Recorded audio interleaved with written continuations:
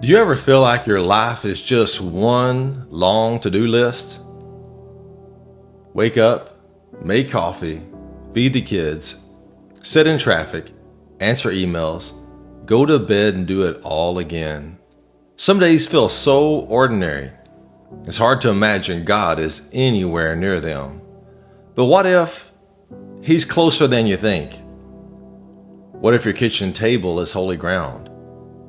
What if that long commute is a sanctuary? What if your ordinary life is the exact place where eternal purpose is unfolding? Listen to this from 1 Corinthians chapter 10 and verse 31. So whether you eat or drink or whatever you do everything for the glory of God. Did you catch that?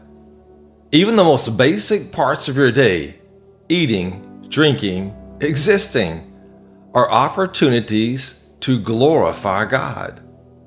We tend to separate life into two categories, the spiritual and the secular. Church on Sunday, that's spiritual. Folding laundry on Tuesday, that's just life. Reading your Bible, that's spiritual. Paying bills, that's just part of life. But in God's eyes, there's no such divide. If Christ is in you, then glory goes with you. You see, our culture has taught us to chase the epic, to believe that significance is found in the spotlight. But God rarely works that way. He didn't arrive on a throne, He came in a manger. He didn't recruit the elite, He called the fishermen. He didn't perform His first miracle in the temple. It was at a wedding in a small town. Quietly here, He turned water into wine for a couple whose names we don't even know. Because the kingdom of God is full of the mundane. Think about Moses. His story didn't change when he stood before Pharaoh. It changed when he stood barefoot beside a burning bush in the wilderness. God took the dust of Moses' normal life and lit it on fire with kingdom purpose. Or think of Jesus feeding the 5,000. The miracle didn't start with grand abundance. It started with one boy's lunch. Ordinary bread, ordinary fish, but offered to an extraordinary God. Your life, your exact routine right now, is the same kind of soil. Where you feel unnoticed, unseen, are stuck in monotony, God sees holy opportunity. It's not what a man does that determines whether his work is sacred or secular. It is why he does it.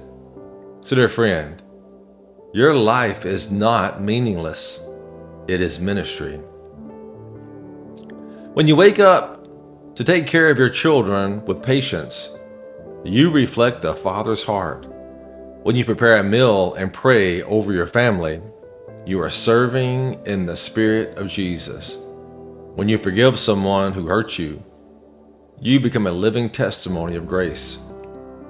When you show kindness to a rude cashier or tip the struggling waiter extra or text that friend you haven't heard from, you carry the presence of Christ into unnoticed places. God isn't waiting for you to do something big before He uses you.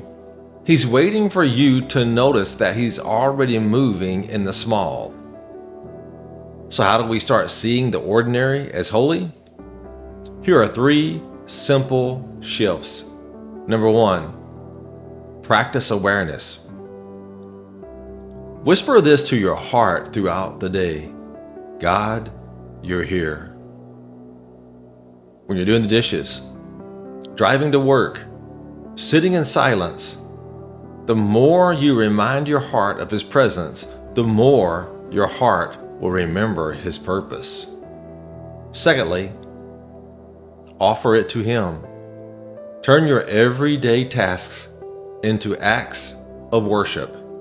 Say, Lord, I offer this moment to You. Whether it's folding laundry, writing a report, or grocery shopping. Do it all with joy and excellence as unto the Lord. Colossians chapter 3 and verse 23 says, "Whatever you do, do it from the heart, as something done for the Lord and not for people." And thirdly, look for beauty. Instead of rushing through the day, pause. Notice the golden light on the kitchen counter, the sound of your child laughing, the feeling of breath in your lungs, each one a whisper of kingdom affection. You don't need a pulpit to preach the gospel. You just need a heart that knows God is near. God sees your faithfulness in the quiet. He sees the diapers you change, the prayers you whisper, the hard conversations you have, and the dreams you set aside to serve others. And one day, perhaps sooner than you think, He will say, "Well done, good and faithful servant." Not because you did something flashy, but because you are faithful. So let's pray today, dear friend. Father, thank you for meeting us right where we are. Thank you for being the God who sees, who cares, and who fills even the smallest corners of our lives with your glory. I pray right now for the one watching this video. Stir their heart to recognize your nearness. Remind them that their ordinary life is not overlooked by heaven. And Holy Spirit, awaken their affections for Jesus. Help them to see what you are doing in and around them, at home, at work, in the quiet moments and the chaotic ones. Give them eyes to notice and a heart that longs to join you in your work. Fill them with joy in the mundane, peace in the waiting, and purpose in every step they take. May their daily routine become kingdom appointments. May their hands serve with holy intention, and may their hearts beat with kingdom passion. In the name of Jesus, we pray, amen. Now, if this devotional brought peace to your day, would you click the like button? It helps me more than you know. And if you want to walk through scripture and devotionals with me, then be sure to subscribe to my channel. If you have a prayer request, drop it in the comments. I read every one, and it will be my honor to pray with you. And if someone you think of that needs to be reminded that their life matters to God, share this video with them. You never know what God can do with one simple share. Now let me speak the high priestly blessing over you from Numbers chapter 6 and verse 24 through 26. May the Lord bless you and protect you. May the Lord make His face shine on you and be gracious to you.